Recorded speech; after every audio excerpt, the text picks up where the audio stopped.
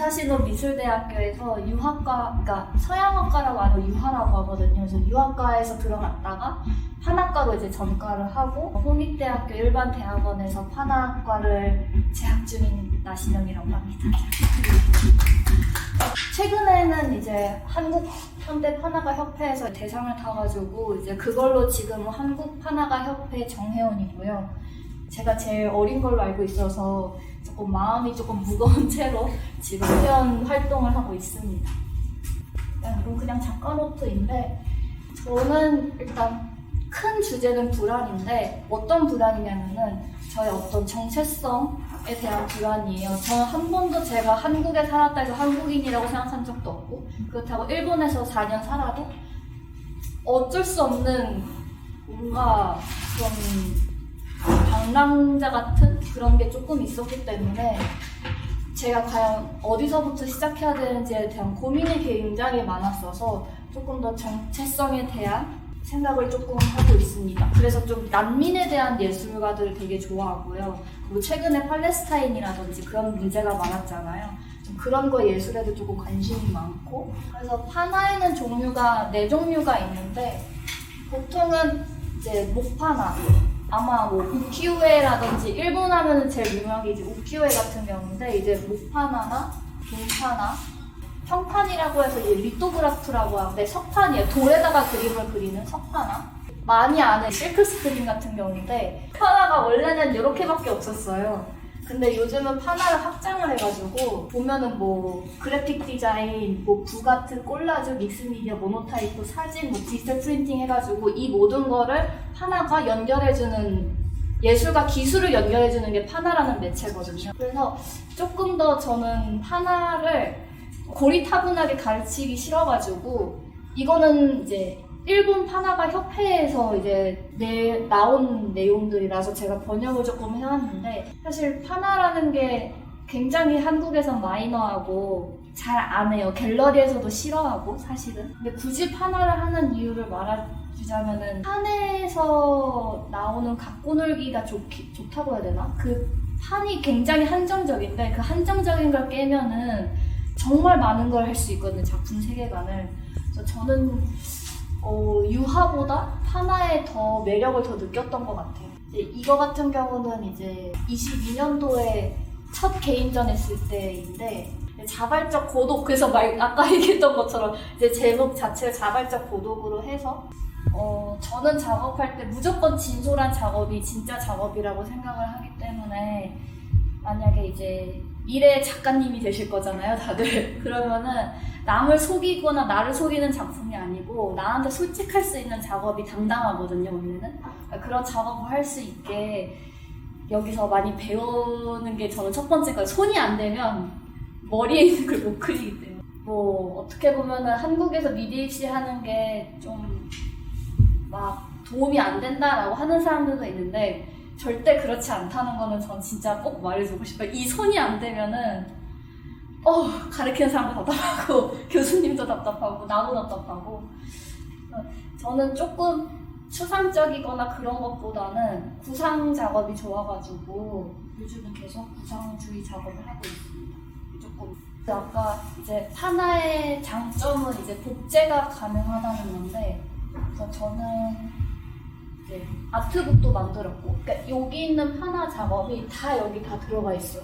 그래서 보통은 많이 찍으면 100장까지 찍을 수가 있어가지고 근데 저는 100장까지는 안 찍고 많이 찍어봐야지 10장이기 때문에 저는 한 장 찍는데 1시간씩 걸려가지고 되게 오래 걸리는 편이어서 그래서 여기 보면은 이건 동판이고 그 동판 작품에 실크 스크린을 찍은 거거든요. 그래서 판화하는 친구들이 가장 많이 하는 게 그림책 그리고 이런 아트북 만드는 거 아니면 뭐 잡지 이런 거 많이 하고 이제 뭐 출판업 쪽으로 취업도 많이 하고 애니메이션이나 아니면 게임 그래픽 이 작업 같은 경우 아까 얘기했던 한국 판화가에서 이제 대상을 탄 작업인데 이 당시에 굉장히 제가 철학에 미쳐 있었어요. 철학 공부만 해가지고 그래서 작업도 철학적으로 다가가려고 노력을 했고 그래서 제목이 이제 사유하는 방법인 건데 학부생 때 작업인데 전 사실 학부생 때 작가가 될 생각이 없었어요. 대학원 들어갈 생각도 없었고 무조건 취업이었거든요. 디자인 회사 들어가서 취업하는 게 목표였는데 이 두 작품 이후로 제 작업 인생이 조금 바뀌었었거든요. 이 작품 말고 다른 작품이 전에 한번 팔렸었는데 이제 사신 분이 이제 부인과 사별을 하고 위로를 받고 싶었대요. 근데 제 작업을 우연히 보고 위로를 받아서 사게 됐는데 앞으로도 작업을 했으면 좋겠다라는 말씀을 해주셔가지고 전 그분을 한 번도 못 봤어요. 저는 일본에 있었고 그분은 한국에서 전시했을 때라서 그 얘기에 이제 영감을 받아서 작업을 하고 있는데 이 작품 같은 경우도 사이즈가 그렇게 크진 않는데 이 2개 하는데 2달 걸려가지고 개인적으로 아끼는 작품인데 사실 이게 다 없어요. 이제 팔려서 저한테 소장이 안 돼 있어요. 그래서 이게 제 첫 작품이었어요. 제가 동판을 처음 시작한 작품 대학교 2학년 때 저는 대학교 2학년까지는 유학을 했는데 학교 교수님들 쫄라가지고 하나 하고 싶다. 나는 진급전이라는 게 있어요. 일본 가면은 그걸 통과를 못하면 3학년이 되지를 못하는데 그때 당시 했던 작업인데 이 작품이 정말 조금 운에 좋게 이 작품으로 제가 신으로 올라갈 수 있었던 작품이기 때문에 네, 저는 되게 저한테는 소중한 그래서 하나는 남아있어요, 집에. 그 안에서 제 걸 찾는 게 정말 어렵더라고요. 근데 아마 유화과를 가도 똑같을 거예요. 유화 전공을 해도 유화로 마띠를 엄청 강하게 쓸 수 있고 유화랑 뭐 아크릴이랑 같이 쓸 수도 있고 분명히 작업을 하면서 그런 어려움은 있겠지만 근데 그 인내만 넘으면은 저는 좋은 작가가 될 수 있지 않을까 싶습니다. 사실 저도 좋은 작가는 모르겠거든요. 저도 하면서 맨날 좌절하고 아침까지 좌절하다 와가지고 근데 그만큼 그러게 왜 작업을 할까요? 저는 사실 모르겠거든요. 근데 작업이 그냥 좋고 회화를 하다 보면은 주변에서 막 왜 회화하냐 디자인해라 취업해야지 돈 벌어야지 하는데 제 주변에 또 계세요. 디자인을 했는데 지금은 회화를 하시는 선생님이 계시는데 그 분이 최근에 이제 서울문화재단에서 1,700만 원을 받았더라고요. 5년 동안 거기를 이제 신청을 했는데 엄청 버틴 거죠, 그분이. 근데 이제 그분도 디자인을 했다가 군대도 갔다 오고 전과하면서 졸업하니까 나이는 28이고 근데 다시 대학원을 가서 이제 30살부터 엄청 버틴 거죠. 이제 존버를 해가지고 지금은 굉장히 유명한 작가님이 되셨는데 그분 생각하면은 버티는 게 답이고 그리고 요즘은 좋은 작품이라는 게 너무 다 좋은 작업을 하기 때문에 저는 버티는 게 좋은 작업인 것 같거든요. 그러니까 버티는 작업이라는 게 근데 정말 말 그대로 작업만 주구장창 하는 게 저는 좋은 작가고 좋은 작품이고 그렇게 되면 가능성이 있는 작품이기 때문에 지금은 되게 작업한다는 것 자체가 먼 이야기일 거예요, 분명히. 근데 생각보다 먼 이야기는 아니더라고요. 저도 대학교 2학년부터 필드에 뛸 줄 몰랐었고 그리고 지금 제가 홍대 대학원에 갈 생각도 없었는데 홍대 대학원에 들어가 있고 작가라는 게 지금 작가인데 나중에 작가 안 할 수 있거든요. 저는 개인적으로 이대를 갔으면은 전시 한 번은 꼭 해봤으면 좋겠어요. 전시 한 번이 인생을 바꿨거든요. 저는 전시 한 번으로 진짜 인생을 바꿀 수도 있고 내 미래를 바꿀 수 있기 때문에 작업은 학교 과제 이후에 작업을 저는 했으면 좋겠어요. 학교 과제는 과제고 내 작업은 작업이고 그러니까 작업하는 사람들은 숨 쉬듯이 작업해야 되거든요. 놀면은 논 만큼 실력은 떨어진다고 저는 생각해요. 작업은 성실성의 문제이기 때문에 저도 그래서 친구가 없어요. 작업만 해가지고 일본에서도 딱히 친구가 없었고 별명이 희귀동물이었어요. 학교에서밖에 못 본다고 해가지고 그래서 작업하는 게 만만하면 만만할 수도 있거든요. 사실은 다른 뭐 상사의 눈치를 봐야 되는 건 아니잖아요. 우리 같은 사람들이 책임감이 있어야 되는 직업이기 때문에 근데 저는 개인적으로 작가라는 직업을 추천을 해드려요. 저는 모르겠어요. 저는 조금 희망편이면 희망편이라서 작가를 추천하는 이유는 정말 책임감도 있고 일하는 것도 자유롭고 제가 투잡을 뛰었다 했잖아요. 투자가 아니고 사실 쓰리잡이었거든요. 학교에서 공부하고 끝나면은 아동미술학원에서도 일하고 아침에 학교 안 가는 날에는 유치원 가서 일하고 또 저녁에 시간 되면은 또 유학학원 가서 일하고 이렇게 했었는데 이게 저한테는 인생에서 너무 도움이 됐기 때문에 박서보 선생님 아래서도 일을 했어요. 그렇기 때문에 굉장히 자유롭고 남들이 봤을 땐 부러워할 수도 있고 근데 저희가 입장에서는 안정적인 사람이 분명히 부러울 거예요. 사실 안정적으로 다니면 돈도 벌고 주말에 쉴 수 있고 항상 저희가 하는 얘기가 있거든요. 포기할 건 빨리 포기하라고. 근데 그러려고 온 건 아니잖아요. 이미 깊은 우물에 들어가 있다고 내가 본인이 생각을 하면은 지금 좀 그리면서 내가 어떤 작업을 해보지? 나는 어떤 작가를 좋아하지?에 대해서 조금 서치하는 것도 저는 대학 들어가서 아니면 내가 지금 입시 그림만 하다 보면 동기가 사라질 수도 있는데 그 사람들 작품을 보면서 조금 동기를 좀 찾는 게 어떤가 저는 그게 가장 중요하다고 생각합니다. 좋은 점도 있어요. 한국 입시에 저는 좀 그거 많이 느끼는 것 같아요. 일본 애들보단 잘 그렸다는 거? 점수 잘 받은 거? 합점 정도? 그 만화가 된 친구들도 있고 이제 애니메이션 하는 친구들이 정말 많아서 닌텐도 회사 들어가고 그런 친구들이 많은 것 같아요. 조금 특이하면은 지하 아이돌이 된 친구들도 있고요.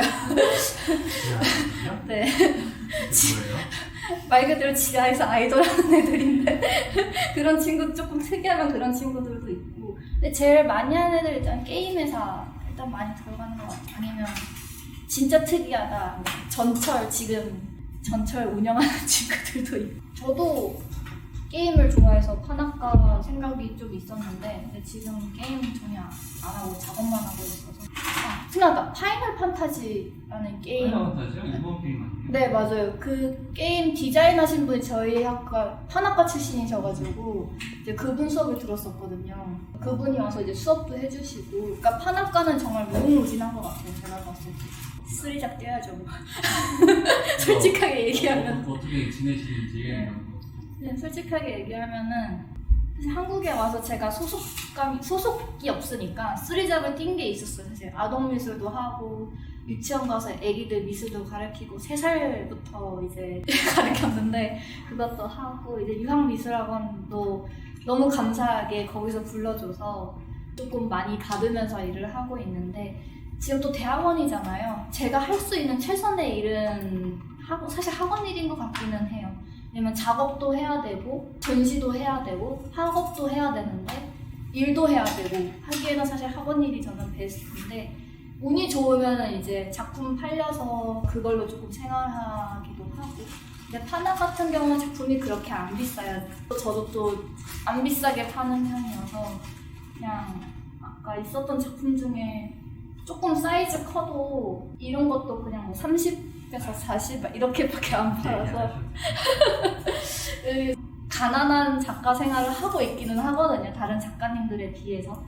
근데 저는 만족해요. 돈 벌려고 작가하는 건 아니잖아요, 사실. 부모님한테 사실 돈은 그러니까 손은 안 빌리거든요. 학비 빼고는. 그래도 저는 적금하면서 먹고 살만한 것 같아요. 매달 50만씩 적금하는데 먹고 살만하고 작가 한다고 해서 저는 굶어 죽지 않는 것 같아요. 오히려 내 거 하면서 돈 버는 것 같아서 저는 사실 이렇게 말해주면 너무 만족하면서 살고 있기 때문에 그냥 30 나이에 그냥 손 안 빌리고 사는 게 어딘가. 부모님한테 그냥 효도하면서 사는 거라서 용돈은 못 드려도 작가 생활한다 해서 요즘 막 굶어 죽는다 이건 진짜 옛말이고 돈 벌 수 있는 부석은 진짜 많아요. 굿즈 만들어서 팔 수도 있는 거니까 너무 걱정 안 해도 될 것 같아요. 제 친구는 조만간 땅 샀거든요. 진짜 그림이랑 굿즈만 봐서 땅 산 친구가 있어요. 거기 이제 작업실 차렸는데 근데 그런 친구들도 있고 굿즈 해봤자 얼마겠어요 사실은. 근데 그거를 모아서 땅 산 친구도 있더라고요. 그러니까 막 진짜 옛날이니까 작가하는 거에 대해서 거부감이 전 없었으면 좋겠어요. 진짜 전 추천해요. 진짜 작가하는 거. 어학 공부하고 가신 거예요? 네, 근데 저는 7개월 했거든요, 입시를. 근데 일본인한테 일본어를 배워가지고 다른 친구들보다 좀 일본어를 면접은 조금 잘했던 편이에요. 그걸 일단 십덕이 십덕이라뇨. 하고 싶단만. 이거 빼고 8개월은 아니잖아요. 그러니까 맞습니다. 사람은 십덕이 아니면은 한 2년 잡아야 된다고. 십덕이기는 했어요. 네, 또 엄마가 또 일본어를 잘하셔가지고 네, 저희 외갓집은 일본이랑 연관이 돼 있어서 십덕도 맞아요. 사실 그게 제일 컸죠 사실. 애니메이션 많이 보세요. 일본 생각하고 싶으면. 일본 생활을 간단하게 얘기하면은 감사하는 마음을 배우는 것 같아요. 일본에서 작은 거 하나하나에 감사할 줄 아는 마음을 배우고 와가지고 그런 점에서도 되게 고맙고 한국에서는 치열하게 사는 법을 많이 배웠고 그게 같이 되니까 겸손해지더라고요 사람이라는 게. 되게 그런 거에서 저는 다양한 나라를 경험하는 것도 큰 공부지 않나. 학부생이실 때 정치 기회 같은 게 많이 오는 편이에요. 사실 학부를 프로라고 생각은 안 하잖아요 사실. 그게 제일 큰 것 같아요 제가 봤을 때. 근데 저는 일단은 그 아시아투가 첫 기회이긴 했어요. 아시아투 뚫고 나니까 연락이 많이 오더라고요. 일단은 학부 들어가면 저 일단 아시아투부터 추천하고 싶기는 해요. 거기 들어가는 순간 거의 공모전에 당선이 되면 갤러리에서 진짜 연락이 많이 오거든요. 그래서 일단 저는 그게 첫 번째인 것 같고, 그리고 사실 대학원생이라고 해서 프로라고 할 수는 없거든요. 사실 세미 프로지. 근데 한국 같은 경우는 프로로 치기 때문에 작가를 한다. 그럼 전 대학원까지는 좀 추천을 하는 편이기는 해요. 배우는 게 수준이 너무 달라요 사실. 학부생 때는 진짜 운이 좋으면은, 저는 진짜 운이 좋았던 편이었고, 운이 좋으면은 프로가 되게 사실 좀 힘들지 않을까. 왜냐면 본 것도 많이 없는 상태이거든요 한국 학생들은. 전시도 많이 안 받고 배운 게 많이 없는데, 그럼 좋은 작업을 전 할 수 없다고 생각하거든요. 모방이 저는 첫 시작이라고 생각하기 때문에 좋아하는 작가 얘기하는 것도 부끄러워하지 말고 그냥 전 다 얘기하면서 작품 소개하는 것도 전 나쁘지 않은 것 같아요. 이건 국립현대미술관에서 큐레이터 하시는 분 직접 얘기해 주셨는데, 이제 교수님이셔가지고 영향 받은 거를 부끄러워하지 말라고 하거든요. 근데 한국 사람은 유독 부끄러워해요. 근데 안 그랬으면 좋겠어요. 저는 자코메티를 정말 좋아하거든요. 전 자코메티의 영향을 정말 많이 받았고, 그렇기 때문에 조금 더 학부생 때도 근데 공모전 많이 내세요. 그냥 무작정. 그게 습관이 되어야지 내가 실패하는 거에 두려움이 사라지거든요. 무조건 내고, 저도 막 공모전 한 번 10개 시작하면 30개씩 내요. 그냥 막 내요. 다 안 될 때도 있어요. 막 작년에 다 안 됐거든요. 30개 다 안 됐거든요. 근데 공모전은 안 돼도 그건 되더라고요. 상은 들어오더라고요. 그냥 그런 식으로 들어오니까. 그리고 안 돼도 연락이 와요. 혹시 전시할 생각 없냐고. 그러니까 학부생 때도 무조건 1학년 때부터 그냥 내요. 그냥 작품 있으면 그냥 내고, 나 작가야 뭐 어쩌라고. 근데 1학년일 뿐이야 라고 생각으로 그냥 내는 게, 그러면 프로가 되지 않을까.